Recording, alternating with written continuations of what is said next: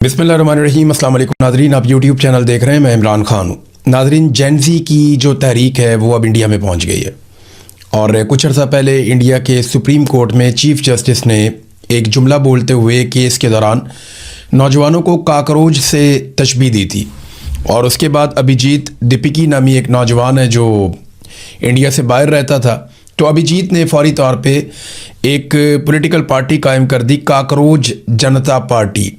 वैसे तो तंज़ में ये बात की थी chief justice of supreme court of India ने, लेकिन उसके बाद नौजवानों ने इसको सीरियस ले लिया और उन्होंने अपनी एक पॉलिटिकल पार्टी बना दी, काकरोच जनता पार्टी। सोशल मीडिया के ऊपर भूचाल आ गया। इन्होंने आवाज़ उठाना शुरू की इंडिया के निज़ाम तालीम के ऊपर और ये बार बार एक ही बात कर रहे थे कि इसके अंदर इस्लाहात लाई जाएँ, इसको बेहतर किया जाए। इनको संजीदा नहीं लिया गया। ये छोटे मोटे एहतजाज करना शुरू हो गए, फिर आहिस्ता आहिस्ता एहतजाज में शिद्दत आना शुरू हो गई। फिर एक वक्त आया कि कुछ तलबा ने और उनके साथ कुछ जो एक्टिविस्ट हैं उन्होंने मिलकर भूख हड़ताल शुरू कर दी। तो हालात इंडिया के अंदर ऐसे होना शुरू हो गए कि पहले इनको संजीदा नहीं लिया गया। वज़ीर तालीम के जो हैं उन्होंने स्टेटमेंट दे दिया कि ये तो शरपसंद किस्म के लोग हैं और ये ठीक लोग नहीं हैं। तो नौजवान इकट्ठे होते गए, नौजवानों की बहुत बड़ी तादाद इकट्ठी हो गई और गुज़िश्ता रोज़ उन्होंने दिल्ली के अंदर पार्लियामेंट की तरफ बढ़ना शुरू कर दिया। नौजवान इतनी बड़ी तादाद में आए कि पुलिस उन्हें रोक नहीं पा रही थी और बिलाखिर वो पार्लियामेंट के बाहर पहुंच गए। नौजवानों ने जाकर एहतजाज किया। उनकी एक मिनिस्टर के साथ मुलाकात भी हुई, जो सेहत का मिनिस्टर था, हेल्थ मिनिस्टर, उससे मुलाकात भी हुई और उन्होंने अपने मुतालबात भी पेश किए। नौजवानों को कहना है जो वज़ीर तालीम है उसने मजाक उड़ाया और वो इस्लाहात नहीं ला रहा तालीम में, जिसकी वजह से इंडिया के नौजवान पीछे रह जाते हैं। लिहाजा वज़ीर तालीम जिसका नाम है धर्मेंद्र प्रधान, उसको फ़ारिग किया जाए और इसकी अब ज़रूरत नहीं है और कोई ऐसा आदमी लाया जाए तालीम के मैदान में जो नौजवानों के लिए तालीम में इस्लाहात लेकर आए और इंडिया के हालात को, नौजवानों के हालात को बेहतर करे। देखें, ये नौजवान इतनी बड़ी तादाद में थे कि पुलिस को लाठी चार्ज करना पड़ा, पुलिस को वहाँ पे आंसू गैस फेंकनी पड़ी। मनाज़िर जब मैंने ड्रोन की फुटेजेस देखी तो ऐसा लगा जैसे इंडिया भर के नौजवान वहाँ पे दिल्ली से सारे निकल के इस तरफ को आ गए। तो नौजवान बड़ी तादाद में पहुँचे, बड़े कमिटेड थे, उनके साथ उनके बैग्स थे, थोड़ा बहुत खाने पीने का सामान और पानी की बोतलें थीं। याद रहे कि अभी गर्मी का मौसम है और इस वक्त वहाँ पर काफ़ी गर्मी है, लेकिन इस गर्मी के बावजूद नौजवान ना सिर्फ आए बल्कि उन्होंने पुलिस का मुकाबला किया। पुलिस ने उनके ऊपर बदतरीन लाठी चार्ज किया। कई नौजवान लाठियां खाते थे और खड़े रहते थे और वो बार बार कहते थे कि मारो हमें और मारो, हमें एक ही दफ़ा मार दो लेकिन हमें हमारा हक दो। ये सूरत हाल पैदा हो गई और फिर पुलिस ने वहाँ पे आंसू गैस चलाई, नौजवानों पे लाठी चार्ज की, उन्हें धक्कम पेल की, उन्हें वहाँ से धकेला, उनका स्टेज वहाँ से रिमूव किया गया। बहुत बड़ी नफरी पुलिस की बुलाई गई, बहुत बड़ी तादाद में पुलिस को इकट्ठा किया गया। लेकिन आप देखेंगे अभी तक की रिपोर्ट के मुताबिक एक भी नौजवान मरा नहीं है और ना ही इंडिया की पुलिस ने या फ़ौज ने इन नौजवानों पे गोली चलाई। ये दिल्ली के अंदर आए भी, ये पार्लियामेंट के बाहर पहुँचे भी, इन्होंने अपना एहतजाज भी किया, अपने मुतालबात भी रखे, वहाँ पर मार कुटाई भी हुई, धक्कम पेल भी हुई, लेकिन इसके बावजूद इंडियन सरकार ने इन नौजवानों पर गोली नहीं चलाई। पाकिस्तान में एक नया ट्रेंड हम देखते हैं कि अब पाकिस्तान की मिलिट्री एस्टेब्लिशमेंट फौरी तौर पे गोली चलाने का ऑप्शन ले लेती है और उसके लिए जो कॉन्फिडेंस चाहिए होता है वो उन्हें डोनाल्ड ट्रंप से मिल जाता है कि डोनाल्ड ट्रंप का हाथ हमारे सर पे है, गोली वोली मार भी देंगे, कुछ 10 15 20 लोग मारे जाएं तो फ़र्क नहीं पड़ता। आज़ाद कश्मीर में जो डाटा है वो 50 से ऊपर पहुँच गया है शोहदा का, 50 से ज़ायद शोहदा का डाटा है। अभी पिम्स के अंदर एक और नौजवान की शहादत हो गई है, उसे भी गोलियाँ लगी थी आज़ाद कश्मीर में। तो यहाँ तो परवाह ही नहीं करते, गोली मारते हैं इंसान को। लेकिन इस वक्त जो सूरत हाल है इंडिया में, नौजवानों ने अपने मसल शो किए हैं और आने वाले दिनों में ऐसा लगता है कि ये एक बहुत बड़ा ख़तरा बन जाएगा नरेंद्र मोदी के लिए। नरेंद्र मोदी जिसे काफ़ी कोशिशों के बावजूद कांग्रेस शिकस्त नहीं दे पाई, बाकी मुखालफीन जो है वो नरेंद्र मोदी को नहीं तोड़ पाए, उसको नहीं हिला पाए उसकी जगह से, और नरेंद्र मोदी ने पैसे के ज़रिए से, ताकत के ज़रिए से सिस्टम के ऊपर पूरा अपना कंट्रोल और अपनी पकड़ बना के रखी। लेकिन अब ये नौजवान जो हैं वो ऐसा लगता है बुनियादें हिला देंगे नरेंद्र मोदी की। इन्होंने मुतालबात जो हैं उनको बढ़ाना शुरू कर दिया नौजवानों ने और अब ये दोबारा निकलेंगे। देखिए, इनका कॉन्फिडेंस बढ़ता जाएगा। ये जो नौजवानों की मूवमेंट है ना, इसका आगाज़ हुआ था श्रीलंका से।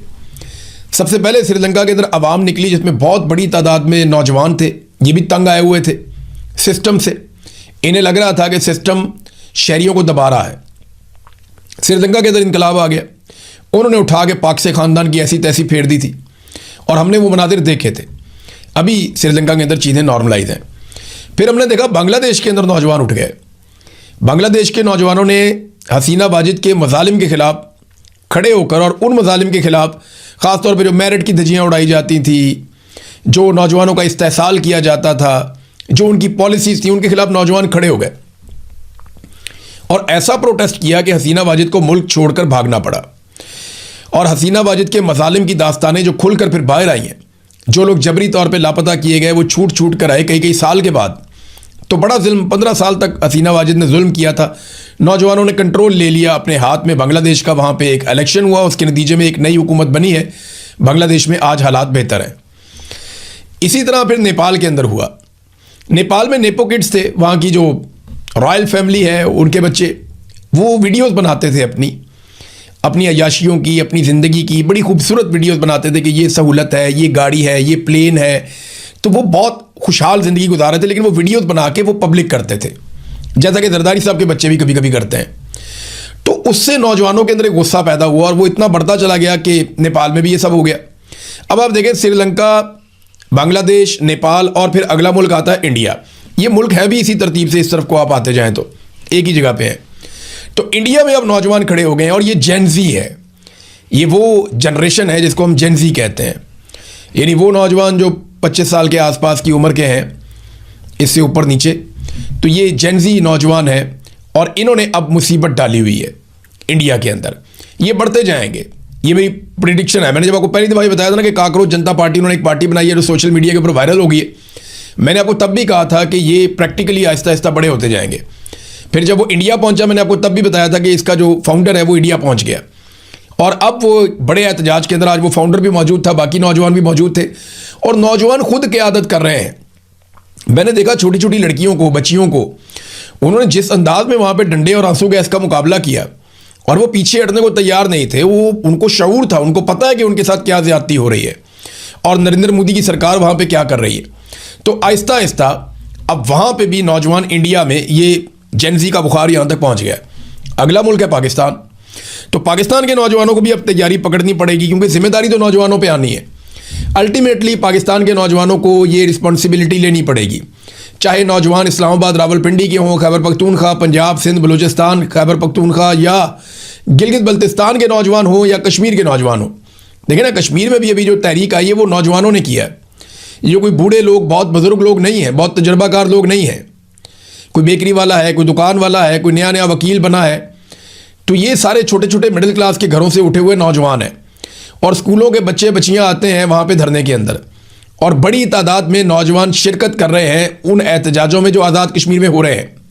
उसके ऊपर मैं आपको बाद में बताता हूँ। लेकिन अब पाकिस्तानी नौजवानों को अल्टीमेटली अपने हुकूक के लिए खड़ा होना पड़ेगा, ये देखे बगैर कि कौन सी पॉलिटिकल क़यादत उनको लीड करती है या नहीं करती। ज़रूरत नहीं है ना, पॉलिटिकल पार्टीज़ के पास नॉर्मली ऐसा विजन नहीं है जो मौजूदा हुकूमत के अंदर, ख़ास तौर पे वो तो सिर्फ अपने बच्चों को बना रहे हैं। नवाज शरीफ को मरियम नवाज और उसके बच्चों से बाहर दिखाई नहीं देता, जरदारी को अपने बेटे से बाहर दिखाई नहीं देता। ख्वाहिश तो देखो ना, उसने कभी इस ख्वाहिश का इजहार नहीं किया कि मैं चाहता हूँ कि पाकिस्तान का नौजवान इक़्तिदार में हिस्सेदार बने। नहीं, वो कहता मेरी ख्वाहिश है कि मेरी ज़िंदगी में मेरा बेटा वज़ीर आज़म बन जाए एक दफ़ा। आप देखें ना उनकी ख्वाहिशात कैसी हैं, वो अपनी फैमिली से बाहर जाती ही नहीं है।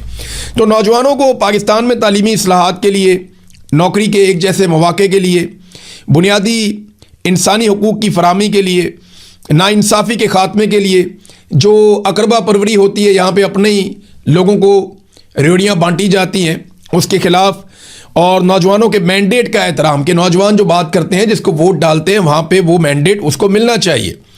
खेलों के मौक़े, सेहत के मौक़े, ये उन्हें मिलने चाहिए। इन मामलात के अंदर इस्लाहात होनी चाहिए। फिर मेरिट का क़याम होना चाहिए पाकिस्तान में, निज़ाम इंसाफ होना चाहिए और शफ़ाफ़ होना चाहिए, आज़ादी सारे राय होनी चाहिए। इंटरनेट बार बार पाकिस्तान में बंद कर देते हैं, मोबाइल फ़ोन बंद कर देते हैं, ये सिलसिले पाकिस्तान में बंद होने चाहिए। करप्शन, रिश्वत, सिफारिश, इन सारी चीज़ों के ख़िलाफ़ पाकिस्तानियों को आज नहीं तो कल उठना पड़ेगा और ये ज़िम्मेदारी पाकिस्तान के नौजवानों को अपने हाथ में लेनी पड़ेगी। क्योंकि श्रीलंका से लेकर बांग्लादेश तक, बांग्लादेश से नेपाल और नेपाल से इंडिया और इंडिया से अब ये कश्मीर, आज़ाद कश्मीर में भी है। और फिर ये पाकिस्तान के अंदर अल्टीमेटली नौजवानों को ये जिम्मेदारी लेनी पड़ेगी। तो नौजवान अपने आप को ज़हनी तौर पे तैयार करें।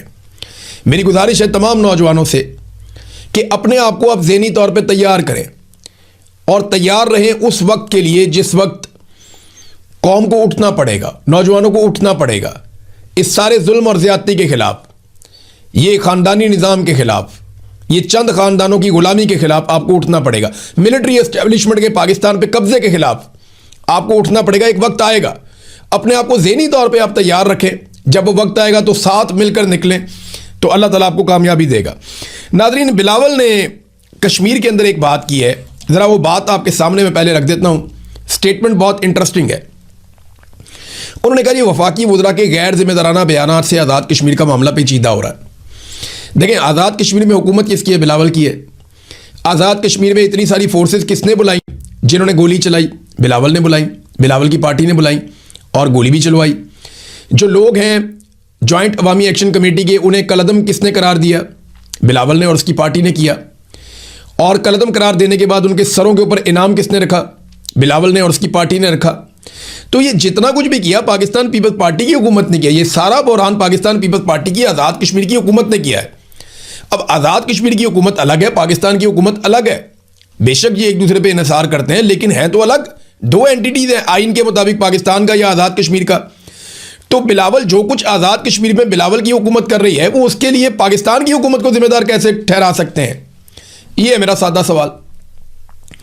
तो बिलावल अपोजिशन बनने की या बनने का दिखावा करने की कोशिश करते हैं, जो इंतहाई गैर ज़रूरी है। और नौजवान इस बहकावे में आएंगे नहीं, वो इसमें फंसेंगे नहीं।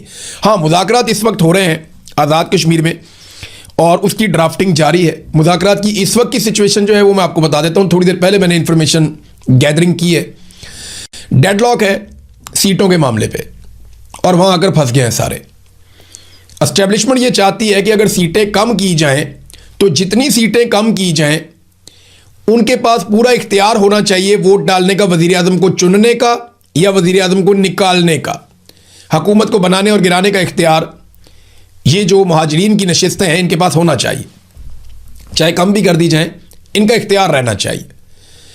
लेकिन जो जॉइंट अवामी एक्शन कमेटी के लोग कहते हैं ठीक है जी आप 4 करें 6 करें, लेकिन इख्तियार नहीं होना चाहिए। ना ये हुकूमत बनाएंगे ना ये हुकूमत गिराएंगे। हुकूमत बनाने और गिराने का इख्तियार आज़ाद कश्मीर के अवाम के पास होना चाहिए, क्योंकि वो आज़ाद कश्मीर की हुकूमत है और आज़ाद कश्मीर के अवाम जिसको वोट डालेंगे वही हुकूमत बनाएगा, वही हुकूमत गिराएगा। अब क्योंकि ये मकबूजा कश्मीर के मुहाजिरीन हैं तो ये मकबूजा कश्मीर की हुकूमत बनाने या गिराने में रोल प्ले करें तो एक अलग बात है, लेकिन आज़ाद कश्मीर की हुकूमत गिराने और बनाने में रोल प्ले ना करें, उनका मौक़िफ़ भी एक तरह से ठीक दिखाई देता है। हुकूमत का अपना मौक़िफ़ है, हुकूमत नहीं एस्टेब्लिशमेंट का। तो ये मुज़ाकरात यहाँ पे आके तातुल का शिकार है। इसमें धोखा भी हो सकता है, याद रखिएगा, एंड टाइम पे।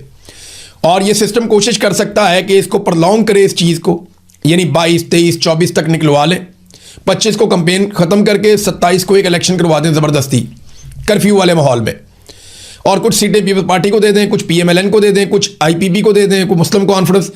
एक मतंजन सा बना के एक ऐसी हुकूमत बनाई जाए जो बैसाखियों के ऊपर खड़ी हो, जो अकेले हुकूमत कर ना सके। PMLN को बाहर से कुछ सीटें मिल जाए, कुछ अंदर से मिल जाए, पीपल्स पार्टी को कुछ अंदर से मिल जाए, मुस्लिम कॉन्फ्रेंस को थोड़ा बहुत हिस्सा दे दें और IPP को कुछ ना कुछ इधर उधर से पूरा करवा के, जैसे गिलगित बल्तिस्तान में किया, तो एक मतंजन किस्म की हुकूमत बना दें।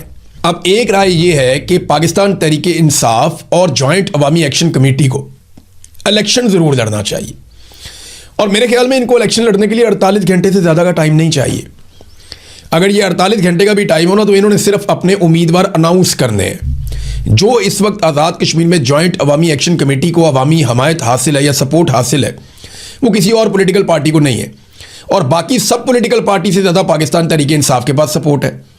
यानी अगर सबसे ज़्यादा वोट बैंक है तो वो तहरीक इंसाफ का है, लेकिन सबसे बड़ी सपोर्ट अगर किसी के पास है तो जॉइंट अवामी एक्शन कमेटी की है। वो अगर अपने लोग अनाउंस कर देना कि ये हमारे लोग हैं, इनको आपने वोट डालना है, तो वोट इधर उधर नहीं जाता, उन्हीं को डलेगा। यानी मैंने कई सहाफ़ियों से पूछा, कोई बहुत मोहतात भी रहता है ना, तो वो कहता है अगर ये इलेक्शन लड़ने का फैसला करते हैं और अपने उम्मीदवारों को नामजद करते हैं ना, तो ये बड़े आराम से अपनी हुकूमत बना सकते हैं। ये बात आज़ाद कश्मीर के अंदर जो सहाफ़ी सहाफ़त कर रहे हैं उन्होंने मुझे बताई कि ये इतनी बड़ी मकबूलियत हो चुकी है और पूरे आज़ाद कश्मीर के कैनवस के ऊपर इनकी आवाज़ पहुंच गई है। लोग इनके साथ खड़े हैं और बहुत सारे शोधा हैं इनके पास। 23 तारीख को वो शोधा की याद में एक दिन मनाने जा रहे हैं। 50 से ज़ायद शोधा की लिस्टें आ चुकी हैं, सैकड़ों जख्मी हैं। तो ये इस वक्त आप उनको नहीं हरा सकते इलेक्शन के मैदान में। अगर वो आ जाते हैं तो बस शर्त सिर्फ एक है, जैसे आज़ाद कश्मीर के लोग हर चीज़ पे पहरा देते हैं ना, जैसे खैबर पख्तूनख्वा के लोगों ने नताइज हासिल किए थे, या जैसे खैबर पख्तूनख्वा के लोग बैठ गए थे जाकर पोलिंग स्टेशंस के बाहर और आरओस के दफ्तरों के बाहर कि जनाब हम तो रिजल्ट लेकर उठेंगे, हमें हमारी जीत का नोटिफिकेशन दिया जाए। ये 33 नशिस्तें हैं टोटल। इन 33 नशिस्तों पे अगर बैठ के अपना रिजल्ट लेकर अवाम उठे ना तो फिर मसला ही कोई नहीं, फिर बड़े आराम से वहां पे हुकूमत तब्दील हो सकती है, एक नई हुकूमत बन सकती है।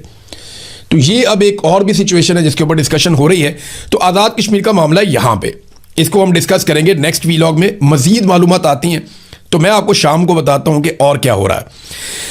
अब नादरीन, DHA की मौजें लग गई हैं। ये डिफेंस हाउसिंग अथॉरिटी है, ये फौज का एक झेली इदारा है, यहाँ पे ये कारोबार वगैरह करते हैं। तो देखें कितनी मज़े की खबर है, मोहम्मद असद चौधरी साहब ने खबर दी है। खबर देखें आप, नेशनल हाईवे अथॉरिटी, ये मोटरवे वगैरह बनाते हैं, बड़ी बड़ी सड़कें जो मेन है उसकी एक नेशनल हाईवे अथॉरिटी है। उन्होंने अपनी पॉलिसी में नरमी की है DHA के लिए, और किसी के लिए नहीं। DHA के लिए तो कानून भी बदल देते हैं, मसला ही कोई नहीं है। उसका एक प्रोजेक्ट है गंधारा सिटी, इसको लाहौर और इस्लामाबाद मोटरवे से डायरेक्ट इंटरचेंज की मंजूरी दे दी गई। हालांकि किसी भी एक इस तरह के प्रोजेक्ट को मोटरवे से इंटरचेंज क्यों दिया जाएगा? इंटरचेंज तो शहरों के लिए होते हैं, सोसाइटियों के लिए तो नहीं होते। लेकिन क्योंकि DHA का है प्रोजेक्ट तो इन्हें जनाब इंटरचेंज की मंजूरी दे दी गई। पॉलिसी के मुताबिक मोटरवे पे 2 इंटरचेंजों के बीच में कम से कम 10 किलोमीटर का फासला होना चाहिए, मगर ये तो 7 किलोमीटर के ऊपर इन्होंने बना दिया है। और DHA इंतजामिया इंटरचेंज के लिए सरकारी फीस जो अदा करनी पड़ती है, यानी अगर आपने इंटरचेंज लेना है तो आपने एक सरकारी फीस भी देनी है ना, ये अरबों रुपए में होती है।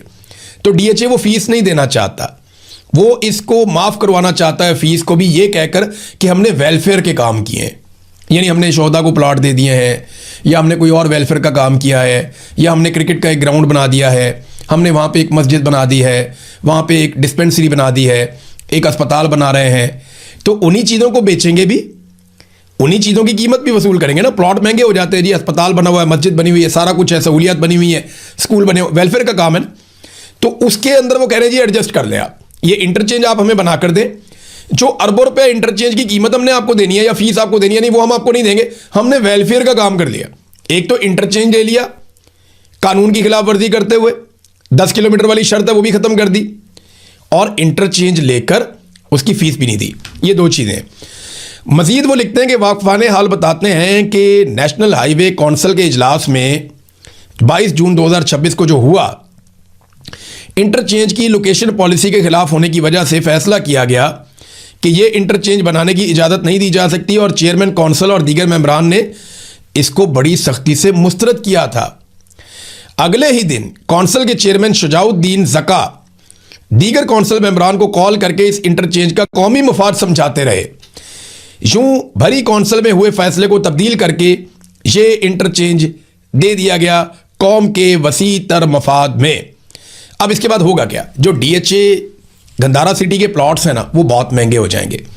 अब इसके इश्तिहार के अंदर बाकायदा लिखा जाएगा, बल्कि ये लिख दिया गया, ये आ भी है सामने आपके, कि जनाब NHA allow us dedicated motorway interchange for DHA Gandhara city, कि जनाब हमें नेशनल हाईवे अथॉरिटी ने एक इंटरचेंज भी अलाउ कर दिया है हमारे DHA गंधारा सिटी के लिए। तो वो एक बड़ा ज़बरदस्त गाना गाया था नूर जहां ने, बाद में एक और गुलूकारा ने उसको थोड़ा सा मॉडिफाई करके बनाया था कि सारे रकबे तुम्हारे लिए।